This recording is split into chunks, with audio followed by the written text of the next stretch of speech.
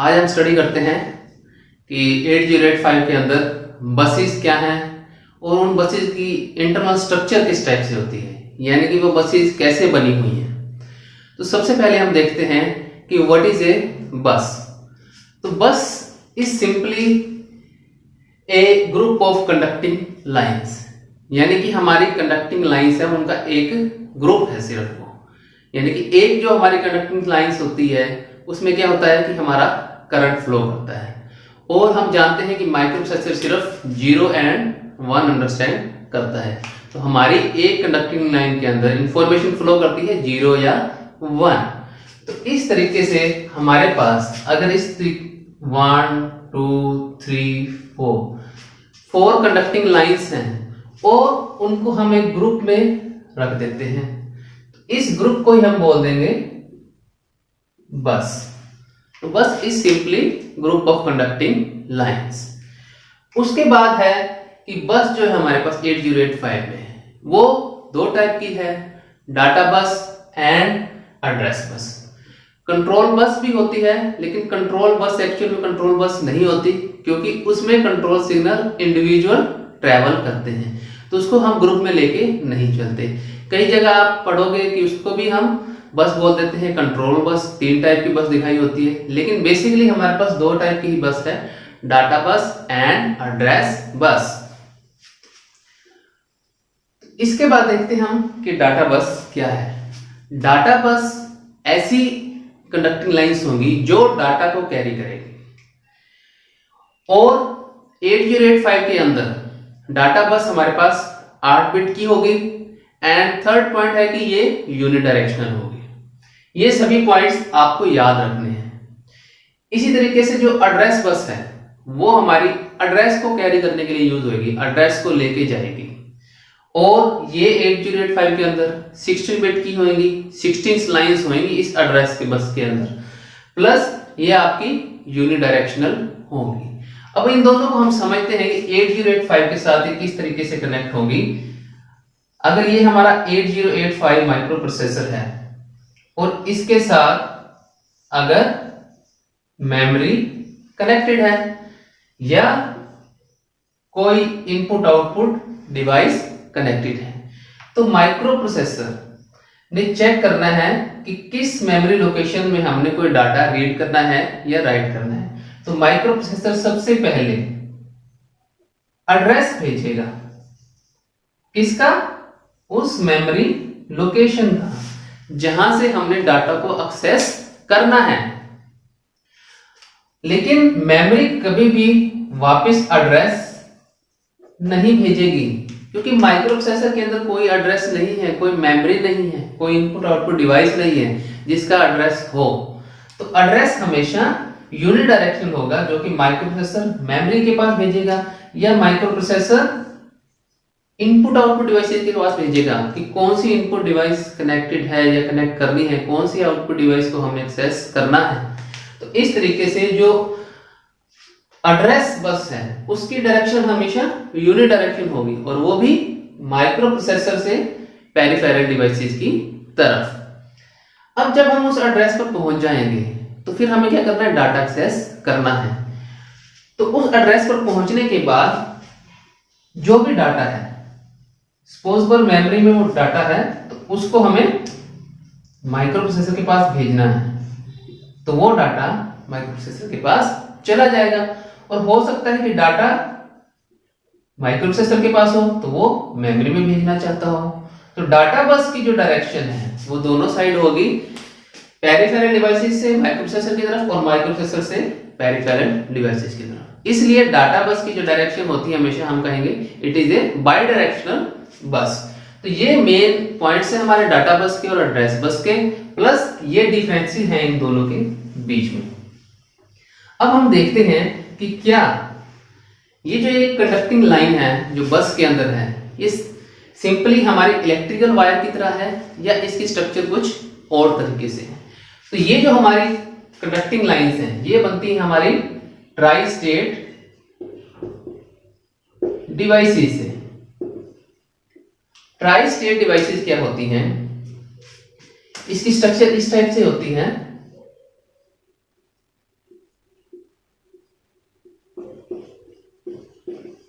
ये input, output and enable. तो इसमें 3 कंडीशन हो सकती है हमारे पास। अगर इनपुट 0 है तो आउटपुट भी 0 हो जाएगी, इनपुट 1 है तो आउटपुट भी 1 हो जाएगी। और तीसरी कंडीशन होती है इसमें हाई इंपीडेंस। तो 3 कंडीशन हो सकती है हमारे ट्राई स्टेट डिवाइस की।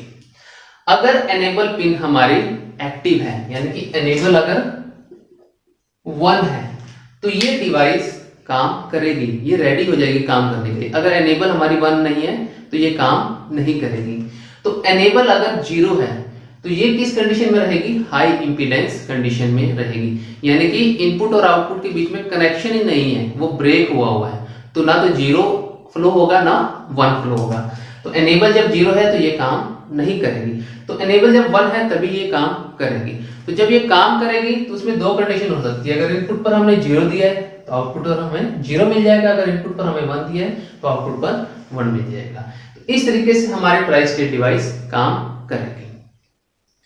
तो इसी के हेल्प से हम एड्रेस बस और डाटा बस बनाते हैं। तो ये जो एड्रेस बस देखते हैं हम पहले किस तरीके से बनी हुई है। जैसे कि इसमें हमारे पास एड्रेस बस 16 बिट की है। तो एक लाइन के लिए हमने एक ट्राई स्टेट बफर या ट्राई स्टेट डिवाइस ले ली। तो इस तरीके से हमारे पास A0 से A15 16 लाइंस हो गई। और वैसे भी 8085 के अंदर हम एड्रेस को किससे डिनोट करते हैं? A0 से A15। तो ये हमारी फर्स्ट लाइन होगी। फर्स्ट लाइन के अंदर सेम हमारी ट्राई स्टेट डिवाइस आ गई, ये एनेबल पिन है। ये सेकंड के लिए होगी इनपुट और ये आउटपुट, ये इसकी एनेबल पिन है। सभी की एनेबल पिन हमने एक साथ कनेक्ट कर दी और उसको सिंगल नेम दे दिया एनेबल। तो जब अब एनेबल हमारी 0 है तो ये सभी की सभी ट्राई स्टेट डिवाइसेस क्या रहेंगी? हाई इंपीडेंस स्टेट में रहेगी। ना तो 0 फ्लो हो रहा है ना 1 फ्लो हो रहा है। जब ये 1 होगी, जब ये 1 होगी उसका मतलब क्या होगा? ये ट्राई स्टेट डिवाइस एक्टिव हो गई है। तो उस टाइम में जो भी यहां पर अगर 0 है तो यहां 0 चला जाएगा, यहां सपोज 1 है यहां 1 चला जाएगा। इस तरीके से 0 0, इस तरीके से डैश डैश डैश, अगर यहां 1 है तो 1। तो इस तरीके से हमारे पास 16 बिट का एक एड्रेस बन जाएगा जो कि इनपुट से आउटपुट की तरफ जा सकता है। तो ये कंडक्टिंग लाइंस हो जाएंगी। तो ये सारी मिलके क्या बनाएंगी? एड्रेस बस बनाएंगी 16 बिट की। तो ये इसकी इंटरनल स्ट्रक्चर होगी। ये तो हमारी एड्रेस बस के लिए होगी। डाटा बस के लिए इंटरनल स्ट्रक्चर कैसी होगी? क्योंकि एड्रेस बस हमारी यूनिडायरेक्शनल थी, डाटा बस हमारी बाई डायरेक्शनल है। तो इसके अंदर हमारे पास जो ट्राई स्टेट डिवाइस है वो एक कंडक्टिंग लाइन के अंदर 2 लगेगी, एक और ये 2। तो ये हमारी फॉरवर्ड डायरेक्शन के लिए है और ये हमारी रिवर्स डायरेक्शन के लिए है।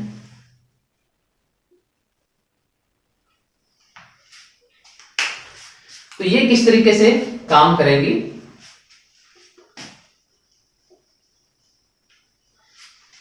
इसमें देखिए हमारे पास ये एनेबल पिन है। एनेबल पिन देखिए हमारी दोनों के पास गई हुई है। तो एनेबल जब 0 होगी तब ये दोनों ही डिवाइसेस 0 रहेंगी, यानी कि काम नहीं करेंगी, हाई इंपीडेंस में रहेंगी। 0 नहीं रहेंगी, हाई इंपीडेंस में रहेंगी। जब ये एनेबल 1 रहेगी तभी ये काम करेंगी। तो अगर इसकी स्ट्रक्चर हम देखें, इसको हम 1 कर दें, एनेबल को इसको हमने 1 कर दिया। तो यहां से देखेंगे ये 1 यहां आ गया और ये 1 यहां आ गया। और यहां क्या लगे हुए हैं? And gate. तो एंड गेट की आउटपुट 1 होगी। इस एंड गेट की आउटपुट 1 होगी तो ये वाले सारे एनेबल हो जाएंगे। अगर इस एंड गेट की आउटपुट 1 होगी तो ये वाले सारे ट्राई स्टेट डिवाइसेस एनेबल हो जाएंगे। जिस भी एंड गेट की आउटपुट 0 रहेगी तो उसके कोरस्पॉन्डिंग जो ट्राई स्टेट डिवाइसेस हैं वो हाई इंपीडेंस स्टेट में रहेंगी। तो हमारे पास एक पिन है जिसका नाम है डायरेक्शन कंट्रोल। ये डिसाइड करेगा किस डायरेक्शन में हमने जाना है, लेफ्ट टू राइट जाना है या राइट टू लेफ्ट जाना है। तो डायरेक्शन कंट्रोल है। अगर ये हमारे पास 1 है, इसको हम 1 मानते हैं, तो ये 1 हो गया तो यहाँ 1 आ गया, और इसका यहाँ बबल लगाया हुआ है तो ये 0 हो गया, तो इसके आउटपुट 0, यानी कि ये सारी डिवाइसेस हाई इंपीडेंस में चली गई, एक्टिव नहीं है। इसकी आउटपुट 1 हो गई तो ये सारी एक्टिव हो गई। तो इसमें ये एक्टिव होगी तो डायरेक्शन हमारी डाटा की क्या हो जाएगी, ये हो जाएगी, यानी कि जो डाटा डायरेक्शन है